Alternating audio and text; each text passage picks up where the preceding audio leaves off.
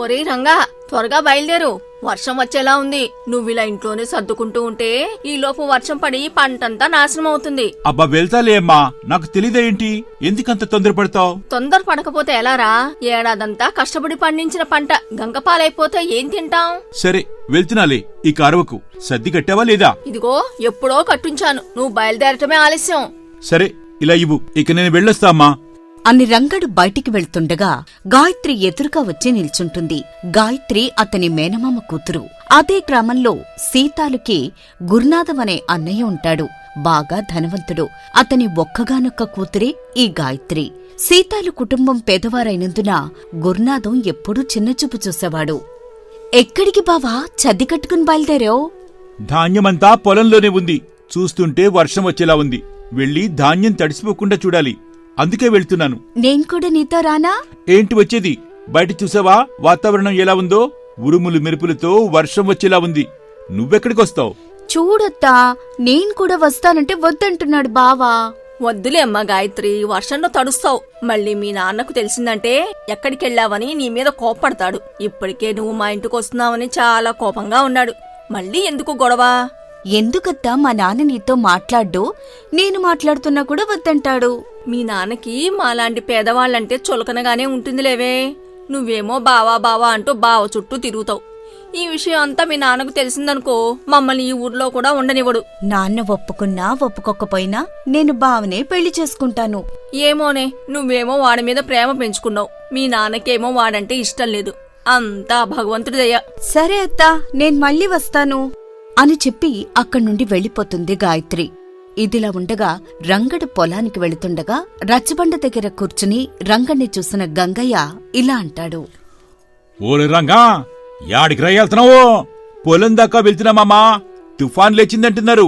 పంట కోసి పొలంలో ఉంది, తడవకుండా పట్టాకప్పొద్దామని వెళ్తున్నాలే.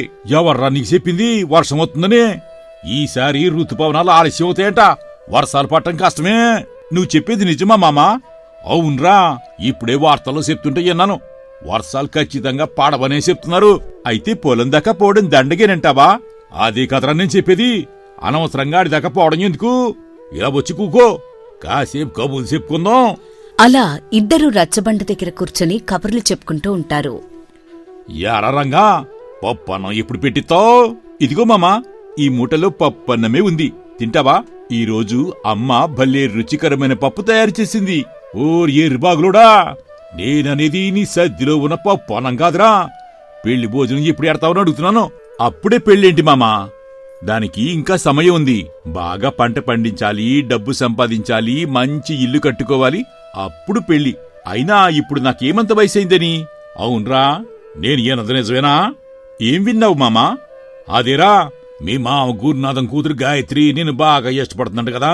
పెళ్ళంటూ చేసుకుంటే నిన్నే చేసుకుంటానంటుందంట, నిజమేనా? అదేం లేదులే మామా, అది ఉత్త పిచ్చి మాలకం. ఆమెనడ పెళ్లి చేసుకుంటాను.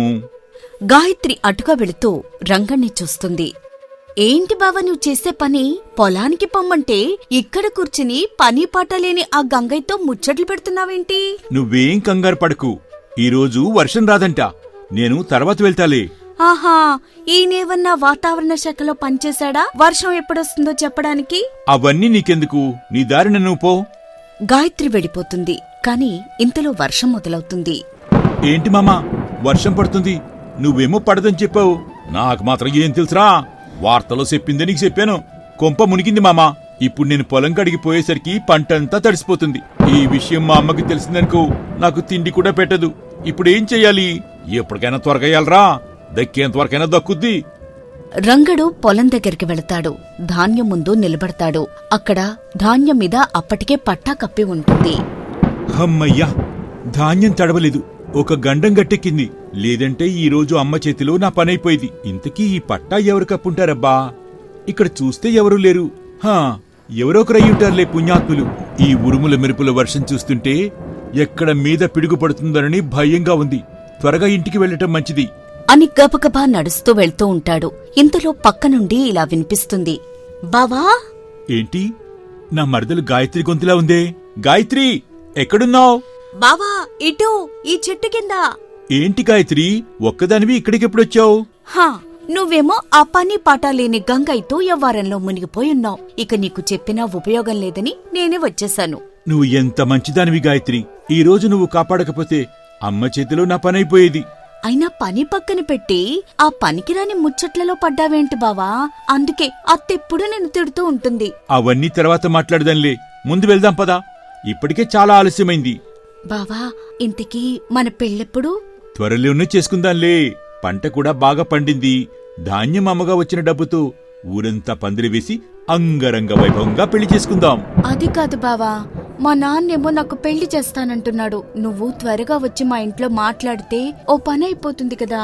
నాకు కాకుండా ఇంకెవరికైనా ఇచ్చి పెళ్లి చేస్తే నేను ఊరుకుంటానా ఏంటి? ఊరుకోక ఏం చేస్తావేంటి?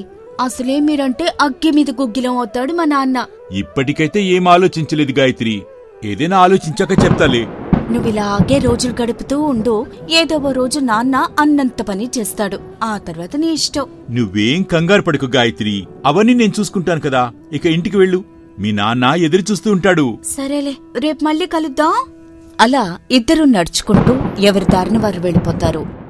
గాయత్రి తండ్రి వరండాలో కూర్చుని గాయత్రిని చూసి కోపంగా ఇలా అంటాడు. ఆగు గాయత్రి, సమయం ఎంతైందో చూశావా? ఉరుములు మెరుపులతో వర్షం వస్తుంటే ఇప్పటిదాకా ఎక్కడికెళ్ళావు? అది నాన్న, నా స్నేహితురాలింటికెళ్ళొస్తున్నా. అబద్ధం చెప్పకమా. నువ్వు ఆ రంగణ్ణి కలిసొస్తున్నావు కదూ. ఎన్నిసార్లు చెప్పాలి నీకు వాడికి నిన్నిచ్చి పెళ్లి చేయను అని? ఇంకోసారి వాళ్ళింటికి వెళ్ళావంటే కాళ్లు విరగొడతాను. జాగ్రత్త, అర్థమైందా? నాన్న, మీరే అర్థం చేసుకోండి నాన్న. బావని మనస్ఫూర్తిగా ఇష్టపడుతున్నాను. మా ఇద్దరికి పెళ్లి చేయండి నాన్న. వాడికేముందని నిన్నిచ్చి పెళ్లి చేయాలమ్మా? బావ చాలా మంచివాడు నాన్న. నన్ను బాగా చూసుకుంటాడు. పెళ్ళంటూ చేసుకుంటే నేను బావనే చేసుకుంటాను. లేకుంటే అసలు నాకు పెళ్లే వద్దు. ఇక లాభం లేదు. ఇది అన్నంత పని చేసేలా ఉంది.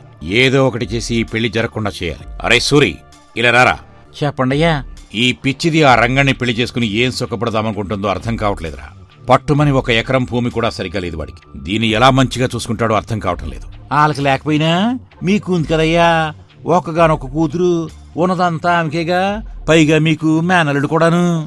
నాకు కాబోయే అల్లుడు నాకంటే గొప్పవాడై ఉండాలి, కానీ ఇలాంటి పేదవాడు కాదురా. మరి ఇప్పుడు ఏం చేద్దాం అనుకుంటున్నారయ్యా? అమ్మాయి పెళ్లింటి చేసుకుంటే ఆ రంగణ్ణి చేసుకుంటా అంటుంది కదా. దీనికి నా దగ్గర ఒక ఉపాయం ఉందిరా. నువ్వొక పని చేయి అంటూ చెవిలో ఏదో చెప్తాడు గురునాథం. అలా చేశావంటే ఆ రంగడు జైలు పాలవడం ఖాయం. ఆ తర్వాత ఒక మంచి సంబంధం చూసి మా అమ్మాయికి పెళ్లి చేస్తాను. మీరు చెప్పేదంతా బాగానే ఉంది కానీ అయ్యారు, ఇదంతా మనం చేసేవని బయటపడిందనుకోండి, ఊళ్ళో తలెత్తుకుని తిరగలేం. బాగా ఆలోచించండి మరి. అవన్నీ నేను చూసుకుంటాలేరా. నువ్వెళ్ళి నేను చెప్పిన పని చెయ్యి. ఏవోనయ్యా, నేను చెప్పాల్సింది చెప్పాను. ఆ తర్వాత మీ ఇష్టం. ఆ మర్నాడు రంగడు ధాన్యం దగ్గర పనిచేస్తూ ఉంటాడు. అప్పుడే గాయత్రి అక్కడికొస్తుంది. బావా, ఏం చేస్తున్నావు? ఏం లేదు గాయత్రి, నిన్న వర్షం వచ్చింది కదా, వడ్లు ఆరబోస్తున్నాను. రేపు పట్నం వెళ్లి అమ్మేసి రావాలి. అయినా నువ్వేంటిలా వచ్చావు? నీకో ముఖ్యమైన విషయం చెప్పాలని వచ్చాను బావా. ఏంటది గాయత్రి? నిన్న మా నాన్నతో నిన్ను పెళ్లి చేసుకుంటానని చెప్పేశా. ఏమన్నాడు మీ నాన్న? నన్ను నీకిచ్చి పెళ్లి చేయడట. పైగా సూరి చెవిలో రహస్యంగా ఏదో చెప్పాడు బావా. నాకేదో అనుమానంగా ఉంది. నువ్వు కొంచెం జాగ్రత్తగా ఉండు. అలాంటిదేముండదులేవే. నువ్వనవసరంగా భయపడకు. తొందరలోనే మీ నాన్నతో నేను మాట్లాడతాగా. ఏమో బాబు, నాకు మాత్రం భయంగా ఉంది. సరే, నేనెళ్ళొస్తా అని గాయత్రి వెళ్ళిపోతుంది. అక్కడికి అదే ఊరివాడైన కృష్ణయ్య వస్తాడు. అరే రంగా, నిన్ను వెంటనే మన ఊరు సర్పంచ్ గారు తీసుకురామన్నారా. త్వరగా రా రా రా మరి. సర్పంచ్ గారు పిలుస్తున్నారా? దేని గురించి? ఏమోరా రంగా, అయ్యే నాకు తెలియదు మరి. ఆడికి ఇళ్ళక తెలుతుందిలే. పద పద. రచ్చబండ దగ్గర సర్పంచ్ గారు, గురునాథం, ఇంకా సూరి మరికొంతమంది అక్కడుంటారు. ఎరా రంగా, గురునాథం గారు చెప్పేది నిజమేనా? దేని గురించి అడుగుతున్నారో అర్థం కాలేదు సర్పంచ్ గారు. చూశారా సర్పంచ్ గారు, చేసేదంతా చేసి ఇప్పుడు ఏమీ ఎరగనట్టు మాట్లాడుతున్నాడు. మీరు కొద్దిసేపు ఆగండి, నేను అడుగుతున్నాను కదా. నిజం చెప్పరా రంగా, గురునాథం గారింట్లో బంగారం దొంగతనం చేసిన మాట నిజమా కాదా? నేను దొంగతనం చేయడమేంటండి? అదంతా అబద్ధం. కావాలని నా మీద నింద వేస్తున్నారు. అతని మీద నింద వేయాల్సిన అవసరం నాకేంటండి? నువ్వు నా ఇంట్లో దొంగతనం చేయడం మా సూరిగాడు చూశాడు. పట్టుకునే లోపే పారిపోయావు. కావాలంటే అడగండి మా సూరిగాడిని. అవునండి సర్పంచ్ గారు, నేను రాత్రి చిన్నగా లోపలికెళ్ళి బంగారం తీసుకుని పారిపోతుంటే నేను చూశానండి. పట్టుకోవాలని ప్రయత్నించాను, కానీ ఈ రంగడు దొరకలేదు. అయినా ఇదంతా ఎందుకండి? అతనింటికెళ్ళి సోదా చేయండి, తెలిసిపోతుంది. అరే రంగా, నువ్వు దొంగతనం చేయలేదు అంటున్నావు. వీళ్ళేమో చేశారు అంటున్నారు. కాబట్టి మీ ఇంటికెళ్ళి సోదా చేస్తే దొంగతనం చేసింది లేంది తెలిసిపోతుంది. నగలు దొరికాయనుకో నీకు తగిన శిక్ష పడుతుంది. దొంగతనం చేయనప్పుడు నాకేంటండి భయం? పదండి వెళ్దాం. అందరూ కలిసి రంగడి ఇంటికి వెళతారు. సర్పంచ్ గారు, ఇదిగో చూశారుగా, మా ఇంట్లో పోయిన నగలు ఇక్కడికెలా వచ్చాయి? ఈ రంగడు దొంగతనం చేయకుండానే వచ్చాయా? అడగండి, ఇప్పుడేం సమాధానం చెప్తాడో. ఎరా రంగా, గురునాథం గారి నగలు మీ ఇంట్లో దొరికాయి, ఇప్పుడేమంటావు? నేరం ఒప్పుకున్నట్టేనా? నిజంగా నాకే పాపం తెలీదయ్య గారు. ఈ నగలు ఇక్కడికెలా వచ్చాయో నిజంగా నాకు తెలీదు. చూశారా, దొరికిపోయాక కూడా ఎలా అబద్ధం ఆడుతున్నాడు. ఇంకా మాటలెందుకండి, ఇలా దొంగతనం చేసిన వాళ్ళని గ్రామం నుండి బహిష్కరిస్తారు కదా, అదే అమలు చేయండి. అయ్యా సర్పంచ్ గారు, ఇంట్లో మా అమ్మ కూడా లేదండి. నాకు ఒక 2 రోజులు సమయం ఇవ్వండి. అసలు దొంగ ఎవరో నేను కనిపెడతాను. ఏమిటి సర్పంచ్ గారు, దొంగ దొరికాక కూడా ఇంకా సమయం ఇవ్వడం ఏంటి? చూడండి గురునాథం గారు, నిజానికి ఈ రంగడు అలాంటి వాడు కాదు అని అందరికీ తెలుసు. ఇంతకుముందు కూడా ఇలాంటి పనులు చేసిన దాఖలాలు లేవు. కాబట్టి మొదటి తప్పుగా భావించి 2 రోజులు సమయం ఇద్దాం. అప్పుడు అసలు దొంగను పట్టుకోలేకపోతే ఈ రంగణ్ణి గ్రామ బహిష్కరణ చేద్దాం. అలా వాళ్ళు మాట్లాడుకుని ఎవరిళ్లకు వాళ్ళు వెళ్ళిపోతారు. గురునాథం ఇంటి దగ్గర గురునాథం సూరితో ఇలా అంటాడు. ఏంట్రా సూరి, ఇలా జరిగింది? ఈ రంగడి పీడ విరగడవుతుందనుకుంటే ఈ సర్పంచ్ గారేమో 2 రోజులు సమయం ఇచ్చాడు. వాడేం చేస్తాడో ఏంటో. ఒకవేళ మనం బయటపడం కదా. రంగడు ఉట్టి ఏరిమాలోకం అండి. సెచ్చక భయపడి ఏదో అలా అడుగుంటాడు. దాని గురించి మీరేం భయపడకండి. అంతేనంటావా? అంతే కదండి, ఇక దాని గురించి వదిలేయండి. అది సరేగాని నాకు పొరుగురులో కొంచెం పని ఉందయ్యా. పని ముగించుకుని రేపు సాయంత్రానికి తిరిగి వస్తాను. సరేలే, వెళ్ళరా. ఇంకో ముఖ్యమైన విషయం, ఎందుకైనా మంచిది ఆ రంగడి మీద ఒక కన్నేసుంచు. అలాగేనయ్యా అంటూ సూరి అక్కడి నుండి వెళ్ళిపోతాడు. ఇదిలా ఉండగా ఈ విషయం తెలిసిన గాయత్రి పరిగెత్తుకుంటూ రంగడి దగ్గరకొస్తుంది. బావా, ఏంటి బావా ఇది? నువ్వు దొంగతనం చేయడమేంటి, పైగా మా ఇంట్లో? ఇంకా అర్థం కాలేదా? నిన్ను నాకిచ్చి పెళ్లి చేయటం ఇష్టం లేక నన్ను ఈ ఊరి నుండి వెళ్లగొట్టాలని మీ నాన్న చేస్తున్న ఉపాయం ఇది. నేను ముందు నుండి చెప్తూనే ఉన్నాను ఇలాంటిదేదో జరుగుతుందని. మరిప్పుడెలా బావా? ఈ గండ నుండి నువ్వెలా తప్పించుకుంటావు? అదంతా తర్వాత ఆలోచిద్దాంలే. ముందు పట్నం వెళ్లి ధాన్యం అమ్ముకుని రావాలి. పంట కోసి ఇప్పటికే చాలా రోజులైంది. బావా, నేను కూడా నీతో వస్తాను. ఎక్కడికొచ్చేది? ఇప్పటికే నా మీద పీకలొద్దు కోపం ఉంది మీ నాన్నకి. ఇప్పుడు నువ్వు నాతో వచ్చావని తెలిసిందనుకో, అప్పుడు చేస్తాడు అస్సలైన పెళ్లి. అది కాదు బావా, పట్నం వెళ్లి గాజులు పట్టీలు కొనుక్కోవాలని ఎప్పటినుంచో అనుకుంటున్నాను. ఎవ్వరూ తీసుకెళ్లటం లేదు. నాకు అదృష్టం లేదులే. ఏం చేయను, అంతా నా కర్మ. సర్లే, ఏడవకు, తీసుకెళ్తాలే. రేపు ఉదయం సిద్ధంగా ఉండు. అలా మరుసటి రోజు ధాన్యం బస్తాలు బండికి కట్టుకుని పట్నం బయలుదేరతారు. ఇదిగోండి శెట్టి గారు, మంచి నాణ్యమైన పంట తీసుకొచ్చాను. చూసుకుని మంచి ధరిప్పించాలి. ఇస్తాలే బోయ్. నీ ధాన్యం గురించి వేరే చెప్పాలా ఏంటి? నువ్వు తక్కువ ధాన్యం తెచ్చినా అది మంచి నాణ్యత ఉంటుంది. ఇదిగో డబ్బులు, నీకు రావాల్సిన డబ్బు. ఇంతకీ ఆ అమ్మాయి ఎవరు? నా మరిదలి సెటు, పైగా నా కాబోయే భార్య కూడా. చాలా చక్కగా ఉందో, అదృష్టవంతుడివి. సరే శెట్టి గారు, ఇక మేం వెళ్ళొస్తాం. ఇంకా కొన్ని పనులున్నాయి. చూసావా బావా, ఆ సేటుగారేమన్నారో? ఏమన్నారు? నేను చాలా అందంగా ఉన్నానంట. నన్ను చేసుకోవడం నీ అదృష్టమంట. నిజమే కదా? నీకో విషయం తెలుసా? ఈ పట్నంలో ఎక్కువ అబద్ధాలు చెప్పేది ఆ సేటే. అందుకే అంత పెద్ద వ్యాపారం చేస్తున్నాడు. అతని మాటలేం పట్టించుకోకు. పో బావా, నువ్వెప్పుడు ఇంతే. సరేగాని గాజులు పట్టీలు తీసుకుంటా అన్నావు కదా, పద. అక్కడొక బంగారం దుకాణం ఉంది, అక్కడికెళ్ళి అడుగుదాం. అలా బంగారు దుకాణం దగ్గరికి వెళ్తారు. ఏమండి, మా మరదలికి మంచి నాణ్యత గల గాజులు పట్టీలు చూపించండి. ధర ఎక్కువైనా పర్వాలేదులేండి.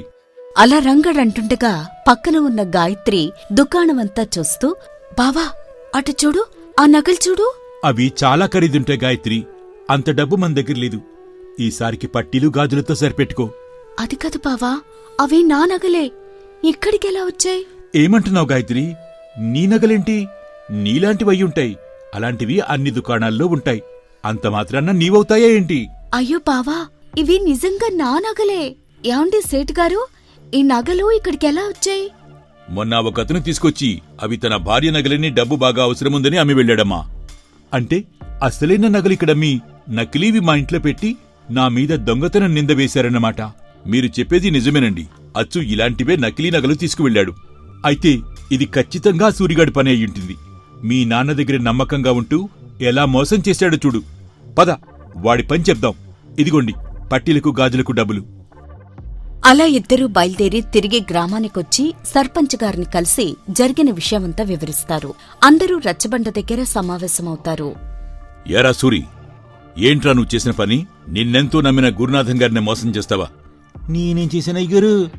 చూసారా సర్పంచ్ గారు, చేసిందంతా చేసి ఏం తెలియనట్టు ఎలా నాటకమాడుతున్నాడో. సర్పంచ్ గారు, ఏం జరుగుతోంది ఇక్కడ? మా సూరిగాడు నన్నే మోసం చేశాడు. రంగడి మీద దొంగతనం నిందవేయాలని ఈ సూరిగాడికి మీరు నగలిచ్చి రంగడింట్లో పెట్టమన్నారు. అది అవకాశంగా తీసుకుని మీరిచ్చిన అసలు నగలు పట్నంలో అమ్ముకుని నకిలీవి తీసుకొచ్చి రంగడింట్లో పెట్టాడు ఈ సూరిగాడు. ఏరా సూరిగా, ఇదంతా నిజమేనా? అయ్యా, బుద్ధి గడిచి నీ తప్పు చేశానయ్యా, నన్ను క్షమించండి అయ్యా. చూడండి గురునాథం గారు, మంచివాడిని దూరం పెట్టి చెడ్డవాడిని దగ్గరికి చేరదీశారు. ఇప్పుడు చూడండి ఏమైందో. రంగడు చాలా మంచివాడు, పైగా మీకు మేనల్లుడు కూడాను. గాయత్రి కూడా తనని చాలా ఇష్టపడుతోంది. కాబట్టి వాళ్ళిద్దరికీ పెళ్లి చేస్తే సంతోషంగా ఉంటారని నా అభిప్రాయం. నన్ను క్షమించండి. అతని మీద దొంగతనం నిందవేసి ఊరు నుండి వెళ్లగొట్టాలని అనుకున్నాను, కాని దానివల్ల నేనెంత చెడ్డవాడినవుతున్నానో అర్థం చేసుకోలేకపోయాను. నా తప్పు నాకు తెలిసొచ్చింది. ఒక మంచి ముహూర్తం చూసి ఇద్దరికి ఘనంగా పెళ్లి చేస్తాను అని అంటూ ఉండగా అప్పుడే అక్కడికొచ్చిన రంగడి తల్లి ఇది విని చాలా సంతోషపడుతుంది. రంగణ్ణి చూసి గాయత్రి సిగ్గుపడుతుంది.